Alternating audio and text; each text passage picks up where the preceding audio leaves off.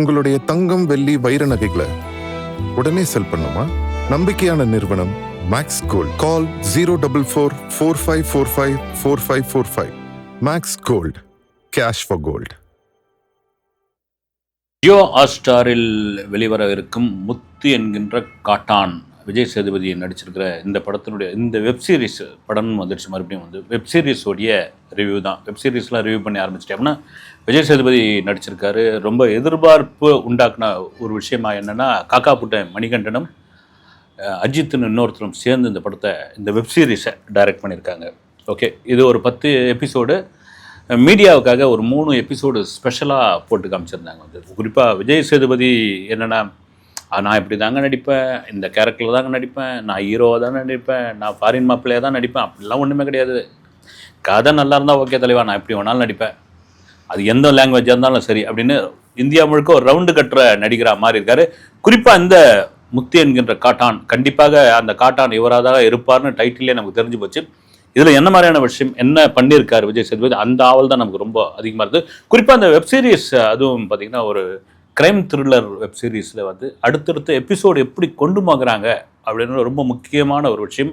இதில் அதை எப்படி பண்ணியிருக்காங்க அப்படின்னு பார்ப்போம். வந்து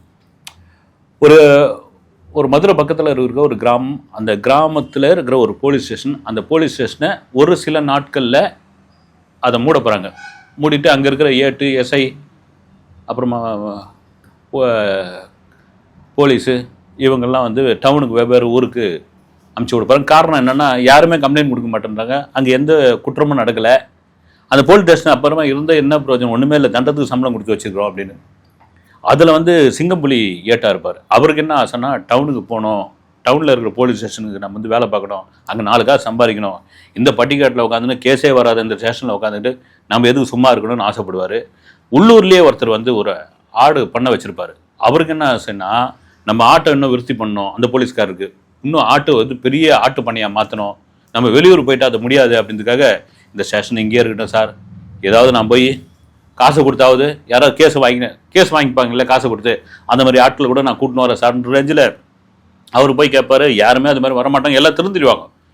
எல்லாம் டவுனுக்கு போயிட்டாங்க, படித்தவங்களாயிட்டாங்க, அதெல்லாம் ஒரு காலங்க சாராயங்க வச்சுக்கிட்டு இருந்தாங்க, இதெல்லாம் கிடையாதுங்க, குற்றமே கிடையாதுங்க, எல்லாம் நல்லவங்களாயிட்டாங்கன்ட்டு ஒரு பாட்டியம்மா சொல்லும். போங்க போய் டவுனில் போய் வேலை பாருங்கள், இந்த ஸ்டேஷனை மூடுங்க அப்படின்னு.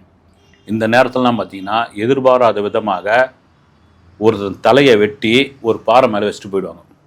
அது என்னென்னா, இந்த ஸ்டேஷனுடைய கண்ட்ரோலுக்குள்ளே வந்துடும். இப்போது அந்த ஸ்டேஷனை மூட மாட்டாங்க. ஏன்னா அந்த தலை யாருது, அந்த வெட்டப்பட்ட நபர் யார், இந்த வெட்டினவங்க யார், இந்த பின்னணியில் என்ன, அந்த தலை கீழே வந்து ஒரு லெட்டர் ஒன்று இருக்கும், அதில் சில கட்டு பணத்தோடு வந்து அந்த தலை வெட்டப்பட்ட அந்த நபரை எழுதியிருப்பார். இந்த மாதிரி என் தலையை நல்லடக்கம் பண்ணிவிடுங்கன்னு. அது விஜய் சேதுபதியோட தலை. அதன் பிறகு இவங்க விசாரணை தொடர்றாங்க. அந்த விசாரணை எந்தெந்த கோணத்தெல்லாம் போது, யார் இந்த விஜய் சேதுபதி அப்படின்போது, ஒரு இடத்துல போனால் அவர் ஒரு வேறு மாதிரி சொல்கிறாங்க, இன்னொரு இடத்துல போனால் இன்னொரு கேரக்டராக மாறுறாரு, திடீர்னு கேரளாவுக்குள்ளே போகுது. இப்படியா போயிட்டு இருக்கும்போது அந்த 3 எபிசோடும் ஓரளவுக்கு விறுவிறுப்பாக கொண்டு போகிறாங்க. ஆனாலும் பார்த்தீங்கன்னா ரிப்பீட்டான டைலாக்கு, ரிப்பீட்டான சீனு, மறுபடியும் ஆட்டு பண்ணை, ஆட்டு புழுக்க, இந்த மாதிரியான விஷயங்கள் திரும்ப திரும்ப திரும்ப திரும்ப வரதுனால ஒவ்வொரு எபிசோடு, அந்த 3 எபிசோடுமே பார்த்தீங்கன்னா கொஞ்சம் அப்படியே ஒரு மாதிரி டல்லாக அடிக்குது. ஒரு வெப்சீரிஸ் அப்படின்னா எப்படின்னு இருக்கணும், நீங்கள் வந்து அந்த ரிமோட்டை வந்து அந்த பார்க்குறவங்க மாற்றவே கூடாது. அப்படி நிறுத்திட்டு நம்ம போய் குக்கரை ஆஃப் பண்ணிட்டு வருவோம், மறுபடியும் இது பண்ணுவோம், நிறுத்திட்டு வந்து நம்ம சாயங்காலம் பார்ப்போம், இல்லைன்னா நாளைக்கு பார்ப்போம் அப்படின்ற மாதிரி விஷயமே வச்சுருக்கோம். உட்காந்தா ஏக்தம் பார்க்குற மாதிரி இருக்கணும். அதுதான் ஒரு க்ரைம் த்ரில்லரோட வெப்சீரிஸோட ஒரு பெரிய பலம். ஆனால் இங்கே கொண்டு வராங்களுக்காண்டி அங்கங்கே தொய்வாக மாறுது. வந்து காரணம் வந்து சிங்கம்புலி ஒரே மாதிரி நடிக்கிறது, அப்புறம் விஜய் சேதுபதி யார் தான் இவர் அப்படின்னு ஒரு சஸ்பென்ஸை கொண்டு போகிறாங்களுக்காண்டி ரைட்டு டைட்டிலே முத்து என்கின்ற காட்டான்னு வச்சாச்சு. ஒரு காட்டான் தான் அவன். இதில் ஒரு பெஸ்ட்டான ஒரே ஒரு சீன் இருக்குது. அந்த சீன் சொல்கிறதுனால தப்பில்லைன்னு நினைக்கிறேன். நான் வந்து முழுசாக சொல்லலை. திடீர்னு அந்த தலையை எடுத்து போய் ஒவ்வொரு இடமா கேட்பாங்க. விஜய் சேதுபதி தலையை வந்து ஒரு ஹோட்டலில் அந்த ஏட்டும் அவங்க மனைவியை சாப்பிட்டுட்டு இருப்பாங்க. இப்போ ஒரு பெரியவர் உட்காருப்பார் கல்லாவில். அவர்கிட்ட வந்து இந்த காசு கொடுக்குற நேரத்தில் இந்த ஜெராக்ஸ் எடுத்து அந்த தலைவர்கள் இல்லைங்களா, ஃபேக்ஸில் வந்தது, அதை எடுத்து அவர் இது யார் தெரிதா அப்படின்னு கேட்பார். வந்து என்னங்க எங்கள் பெரிய முதலாளி போய் யாரும் தெரிதான்ட்டு அந்த பெரிய டப்புன்னு எழுந்துப்பார். அவ்வளோ பெரிய ஹோட்டலுக்காரர் வந்து அவர் எழுந்து நிற்பார். வந்து பெரிய முதலாளின்னு வரும். எப்படி உங்களுக்கு பெரிய முதலாளி அப்படின்போது அதுக்கு ஒரு சீன் ஒன்று வச்சுருப்பாங்க.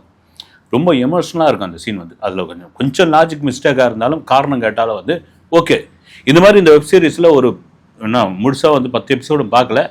இது மாதிரி இதில் வந்து ஒரு 10-15 சீன் இருந்ததுன்னா இது ஒரு விறுவிறுப்பான சீரீஸ்ன்ற மாற்றுக்கிறது கிடையாது. விஜய் சேதுபதி வழக்கமாக அதே விஜய் சேதுபதி தான். குறிப்பாக வந்து ஆட்டுப்புழுக்கைக்கு பிளாஸ்டிக் குடம் கொடுக்குறது, ஆட்டுப்புழுக்கை வாங்குவார், பிளாஸ்டிக் குடம் கொடுக்குறது, அப்புறம் வந்து அடுக்கு சட்டி கொடுக்குறது, அலுமினிய பாத்திரம் கொடுக்குறது. ஊர்லேயே பேசிப்பாங்க, என்னடா ஆட்டுப்புழுக்கி இவ்வளோ பொருள் கொடுத்து போகிறாங்கன்னு. கடைசியில் எதுவுமே அந்த ஆட்டுப்புழுக்கி எடுத்து போய் வெளியே கொட்டுவார். அது ஏன் கொட்டுறாரு, எதுக்கு கொட்டுறாரு அப்படின்னு ஒரு சஸ்பென்ஸோடு வச்சுருப்பாங்க. இதெல்லாம் மீறி திரும்பவும் இந்த சீரீஸை அநேகமாக தோளில் தூக்கி கொண்டு போகிறது விஜய் சேதுபதியாக மட்டும்தான் இருப்பார். வழக்கமாக ஆச்சா போச்சா ஆய் ஓய் அப்படின்னு ஒரு சத்தம் இருக்கு இல்லையா, அதுலேயும் இதில் கேட்குது. அது ஒரு கட்டத்துக்கு அப்புறம் நமக்கு போர் அடிக்குது, இவர் இப்படி தாம்மா நடிப்பார் அப்படின்னு. இதெல்லாம் மாரி சரி 3 எபிசோடு பார்த்துட்டு இவ்வளோ கதையை சொல்கிறைய, இன்னும் மீதி இருக்கிற 7 பார் அப்படின்னு. அந்த 7 பார்த்துட்டு இது எப்படி இருக்குன்னு வந்து அடுத்த வீடியோவில் சந்திக்கிறேன். நன்றி.